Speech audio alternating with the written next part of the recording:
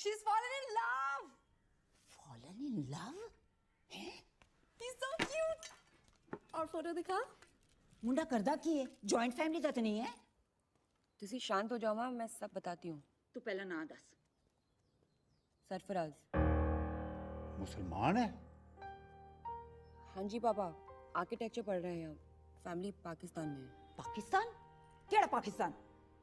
माँ एक ही तो पाकिस्तान है। भाई तू बुर्का पाएंगी, नमाज पढ़ेंगी, जगू तेरी मत ते नहीं मारी गई? जग्गू तुम डिस्कनेक्ट मत करना, हिलना मत, वहीं रहना। तुमने जो यह पाकिस्तानी मुस्लिम को पसंद किया है, तुम्हें पूरा विश्वास है कि तुम्हारी जिंदगी उसके साथ खुशी से बीतेगी? क्या यार आप ये हिंदू मुस्लिम और भारतीय पाकिस्तानी करते हो? सभी इंसान इक्वल होते हैं।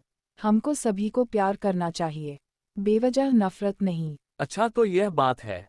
तो देखो सभी लिक्विड एक समान होते हैं, तुम लोग क्यों H2O और H2SO4 में फर्क करते हो? मैं पानी पीता हूँ, तुम एसिड पी लो। यह क्या मजाक कर रहे हो स्वामी जी? मजाक में कर रहा हूँ कि तुम कर रही हो। यही तो तुम कह रहे हो जब तुम कह रहे हो सभी हिंदू मुस्लिम भारत पाकिस्तानी एक समान है। तुम एप्पल इक्वल टू ऑरेंजेस कर रहे हो, बिना सोचे समझे कि दोनों के गुणों का तथ्यात्मक मूल्यांकन क्या है। इस तरह तुम सिर्फ अपने आप को धोखा दे रही हो। तो क्या है आपका तथ्यात्मक मूल्यांकन? सरफराज तुम्हारा पाकिस्तान से आता है। व्यक्ति कैसा होगा यह बात का सटीक चित्रण करने के लिए तुम्हें पहले उसका परिवहन यानी बैकग्राउंड जानना पड़ेगा। उस देश से आता है जहां साल की 1000 गैर मुस्लिम औरतों को अपहरण किया जाता है, उनसे बलात्कार किया जाता है और किसी बूढ़े मौलवी से निगाह करवा दिया जाता है on basis of reported data. यहाँ पर तो गैर मुसलमानों की शादी तक संवैधानिक रूप से नामंजूर है, और वहाँ पर तो जानवरों से लेकर लाश तक बलात्कार से सुरक्षित नहीं। लेकिन सरफराज ऐसा नहीं है। वह बेल्जियम में पढ़ने वाला मॉडल पाकिस्तानी मुसलमान लड़का है। वह बहुत अच्छा और बहुत नेक आदमी है। आप यह जिसकी बात कर रहे हो वह अनपढ़ मुसलमान लोग हैं जो ऐसे काम करते हैं।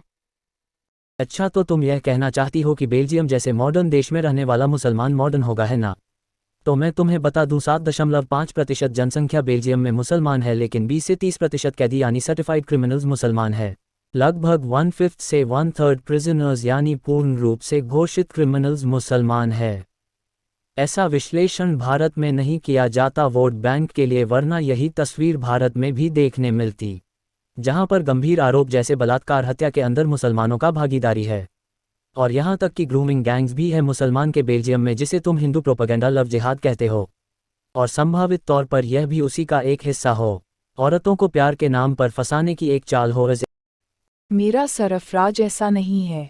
वो सभी औरतों को पूरी इज्जत देता है। यह सब काम करने वाले खराब मुसलमान होंगे। सरफराज एक अच्छा और सच्चा मुसलमान है। वह ऐसा बिल्कुल नहीं करेगा। उसके एथिक्स बहुत स्ट्रॉन्ग है, ऐसे बाकी मुसलमानों की तरह कमजोर नहीं। तुम कह रहे कि वह सच्चा मुसलमान है और उसके एथिक्स मजबूत है, लेकिन कभी तुमने सोचा है एक सच्चे मुसलमान के एथिक्स क्या है? मैं बताता हूँ। 221 Quran. Do not marry polytheistic women until they believe, for a believing slave woman is better than a free polytheist, even though she may look pleasant to you.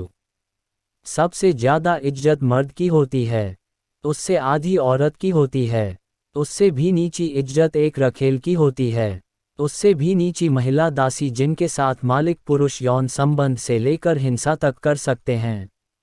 यानी तुम्हें महिला दासी से भी बुरी इज्जत दी जाएगी उसके परिवार अथवा समाज में। अगर वह ग्रूमिंग गैंग का सदस्य है तो वह शादी करके तुम्हें पासिंग द पार्सल बनाकर खेलेगा, और अगर वह सच्चा प्यार करने वाला लड़का है तो वह तो है मुसलमान बनाकर ही रहेगा बाय हुक और क्रुक।